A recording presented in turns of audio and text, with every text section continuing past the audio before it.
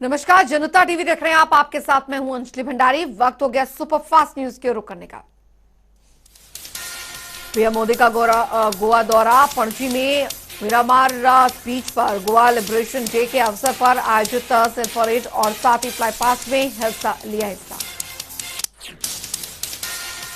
Cell parade और साथ ही flying past से पहले पीएम ने आजाद मैदान में शहीद स्मारक पर शहीदों को दी श्रद्धांजलि। पणजी हवाई अड्डे पर सीएम प्रमोद सावंत ने पीएम का किया स्वागत। पीएम ने कई परियोजनाओं का किया उद्घाटन और शिलान्यास। मौके पर जनसभा को किया संबोधित। कहा, मुक्ति दिवस पर गोवा आकर हूं खुश, शहीदों को नमन करने का मिला मौका। संबोधन में दरअसल पीएम ने कहा कि गोवा के लोगों ने भारत के इतिहास में सबसे लंबे समय तक जिलाकर रखी है आजादी की लौ। गोवा के समंदर को प्रकृति का अद्भुत वरदान। पीएम ने गोवा के पूर्व सीएम मनोहर पर्रिकर को किया याद। कहा, पर्रिकर न केवल गोवा को विकास की नई ऊंचाई तक पहुंचाया बल्कि गोवा की क्षमता का भी किया विस्तार। केंद्रीय गृह मंत्री अमित शाह का 2 दिवसीय महाराष्ट्र दौरा। पहले दिन दगड़ूशेठ गणपति मंदिर में की पूजा अर्चना। मंदिर में अमित शाह का हुआ भव्य स्वागत। अमित शाह ने भगवान गणेश की पूजा कर चुनावों में जीत का मांगा आशीर्वाद। विधानसभा चुनाव से पहले बीजेपी उत्तर प्रदेश के विभिन्न जिलों से निकालेगी जन विश्वास यात्रा। यात्रा को लेकर कार्यकर्ताओं में उत्साह। यात्रा को सफल बनाने के लिए तैयारियों में जुटे बीजेपी कार्यकर्ता। यात्रा के माध्यम से जन कल्याणकारी योजनाओं से आम जनमानस को कराया जाएगा अवगत। जन विश्वास यात्रा की 6 जिलों से शुरुआत। मथुरा दौरे पर सीएम योगी। बीजेपी की जन विश्वास यात्रा का किया शुभारंभ। जनसभा को भी किया संबोधित। वृंदावन में बने हेलीपैड पर ऊर्जा मंत्री श्रीकांत शर्मा समेत कई विधायकों ने सीएम का किया स्वागत। जनसभा से पहले सीएम ने अचानक श्री कृष्ण जन्मभूमि के लिए किए दर्शन।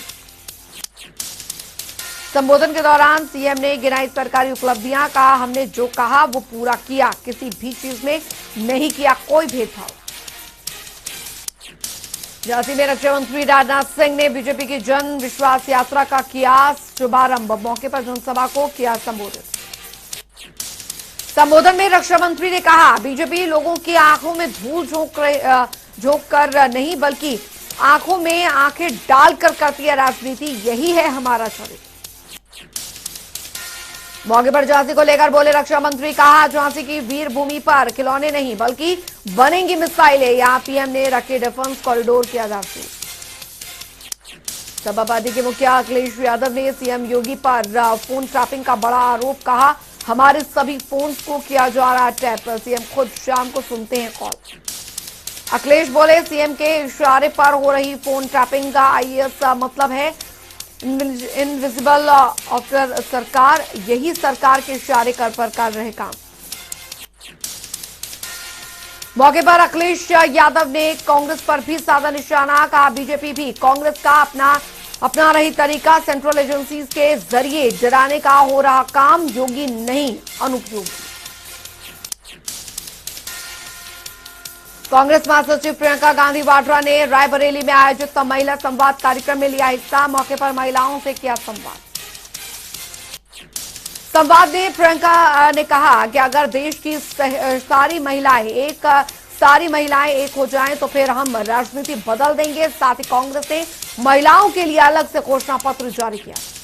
संवाद के दौरान प्रियंका ने महिलाओं से की अपील। कहा, आप हमें शक्ति दीजिए, हम आपको देंगे विकास।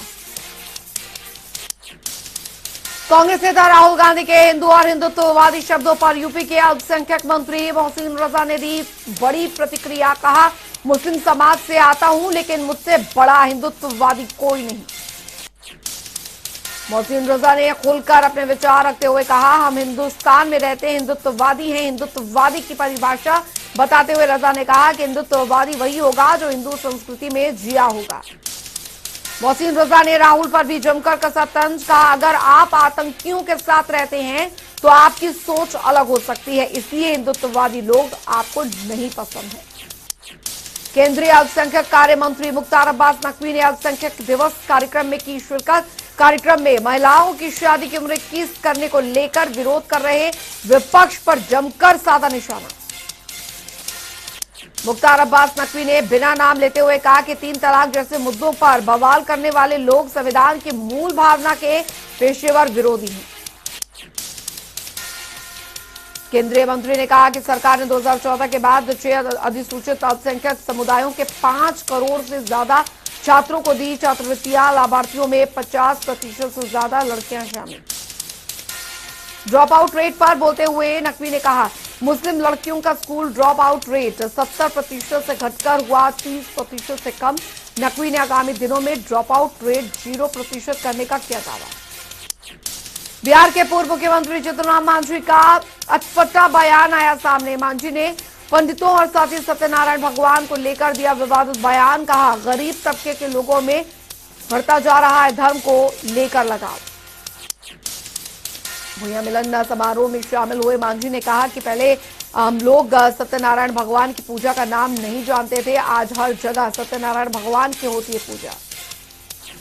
जीतन राम मांझी के विवादित बयान ने पकड़ा तूल। पार्टी प्रवक्ता दानिश रिजवान ने कहा, तोड़ मड़ोड़ कर पेश किया जा रहा है नेता का बयान। चुनाव सुधार संबंधी विधेयक 20 दिसंबर को लोकसभा में पेश करेगी सरकार। लोकसभा के एक आपको बता दें कि बुलेटिन में दी गई है जानकारी। विधि और न्याय मंत्री किरण रिजिजू पेश करेंगे विधेयक। ब्रिटेन में ओमिक्रॉन के मामलों ने 3 गुना उछाल। दरअसल 10,000 से ज्यादा मामले किए दर्ज। विश्व में जारी है कोरोना का कहर। अब तक 27 करोड़ 45 लाख से भी ज्यादा केस आए सामने। 24 करोड़ 63 लाख से भी ज्यादा मरीज रिकवर। मौत का आंकड़ा 53,66,000 के पार।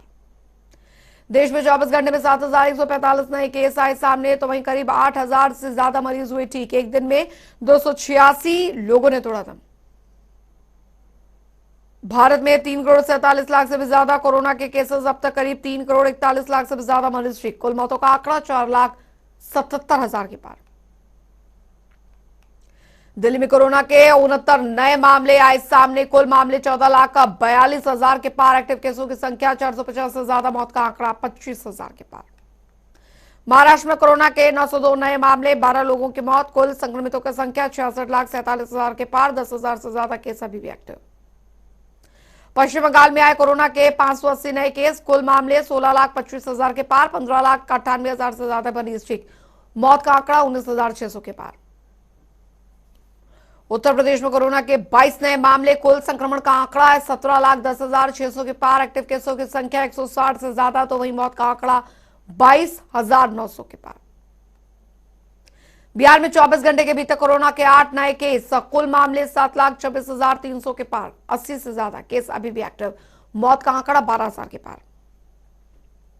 हरियाणा में 27 नए कोरोना केसेस। कुल आंकड़ा 7,72,000 के पार। अब तक 7,61,000 से भी ज्यादा मरीज रिकवर। 230 केस अभी भी एक्टिव। मौत का आंकड़ा 10,000 के पार। हिमाचल में पिछले 24 घंटे में 57 नए मामले दर्ज। कुल संक्रमितों की संख्या 2,28,000 के पार। 530 से ज्यादा केस अभी भी एक्टिव। मौत का आंकड़ा 3,860 से ज्यादा।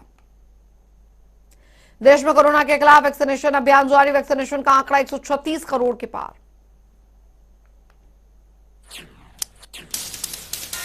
केरल में चढ़ा सियासी पारा। 12 घंटे में 2 राजनीतिक हत्याओं से बड़ा तनाव। सुरक्षा के मद्देनजर इलाके में धारा 144 लागू। केरल के आलापुझा में हुई दोनों हत्याओं में बीजेपी नेता भी शामिल। बीजेपी ओबीसी मोर्चा के सचिव रंजीत श्रीनिवासन और साथ ही social democratic party of India के नेता के.एस. शान की हुई हत्या। कोलकाता में नगर निगम चुनाव के दौरान सुरक्षा में बड़ी चूक का मामला आया सामने। चुनाव के दौरान फेंके गए 2 बम। मौके पर मौजूद तृणमूल कांग्रेस और सीपीएम के कार्यकर्ताओं ने एक दूसरे पर लगाया आरोप।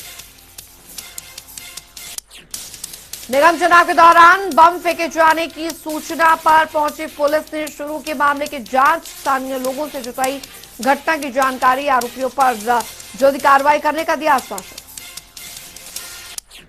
दिल्ली मेरठ एक्सप्रेसवे पर अब फ्री नहीं होगा सफर। लोगों को अब डीली करनी पड़ेगी जेब। 25 दिसंबर से फ्री सेवा होगी खत्म। परिवहन मंत्रालय ने वाहनों की संख्या में वृद्धि देखते हुए टोल लगाने का लिया फैसला। 383 दिन बाद किसानों के गाजीपुर बॉर्डर छोड़ने के बाद रास्ता फिर हुआ शुरू। परिवहन मंत्रालय के नोटिफिकेशन के मुताबिक लोगों को 65 पैसे प्रति किलोमीटर के हिसाब से करना होगा भुगतान। एक्सप्रेसवे पर मनमानी करने वाले लोगों के काटे जाएंगे चालान। पहाड़ों पर लगातार बर्फबारी होने की वजह से मैदानी इलाकों में पड़ रही कड़ाके की ठंड सड़कों और लोगों के घरों के आगे चलने लगी आग। साल के आखिरी महीने ठंड ने दी दस्तक। दिल्ली में टूटा ठंड का रिकॉर्ड। उत्तराखंड, पंजाब सहित कई राज्यों में और बढ़ेगी सर्दी। मौसम विभाग के विशेषज्ञों का पूर्वानुमान। उत्तरी दिशा से आने वाली ठंडी हवाओं की वजह से दिल्ली एनसीआर में 2 दिनों तक शीतलहर चलने की संभावना। न्यूनतम तापमान 5 डिग्री सेल्सियस तक पहुंचने के साथ श्रीनगर के हरवान इलाके में दल सुरक्षा बलों और आतंकवादियों के बीच मुठभेड़। सेना ने मुठभेड़ में एक आतंकवादी को किया ढेर। पुलिस ने दी जानकारी। लश्कर तैयबा का आतंकवादी था, मुठभेड़ में मारा गया आतंकवादी। भारतीय सेना का सर्च ऑपरेशन जारी। हरवन इलाके में आतंकवादी की मौजूदगी की सेना को मिली थी सूचना। बाकी आतंकियों की सेना कर रही तलाश। रेवाड़ी में केंद्रीय रेल मंत्री अश्विनी वैष्णव ने कंटेनर फैक्ट्री का किया निरीक्षण कर दी जायजे जानकारी। कहा गति शक्ति विजन के साथ काम कर रहा है रेल मंत्रालय। साथ ही छोटे किसानों उद्यमियों को सुगम संसाधन मुहैया करा रही है सरकार। किसानों को बेहतर व्यवस्था देने में सरकार कर रही तैयारी। फरीदाबाद में एसई मंडल की कार्यकारिणी बैठक में शामिल हुए पूर्व उद्योग मंत्री विपुल गोयल। मौके पर पूर्व उद्योग मंत्री ने मंडल स्तर के कार्यकर्ताओं को संबोधित करते हुए बढ़ाया सभी का मनोबल। पार्टी की गतिविधियों को जन जन तक पहुंचाने के लिए कार्यकर्ताओं को पार्टी की नीतियों से कराया गया अवगत। उधर पिहोवा में बीजेपी की ओर से तीनों मंडलों की बैठकें की गई आयोजित। बतौर मुख्य अतिथि खेल एवं युवा मामले के मंत्री संदीप सिंह ने की शिरकत। मंत्री ने पदाधिकारियों और सारे कार्यकर्ताओं को पार्टी की आगामी योजनाओं से कराया अवगत।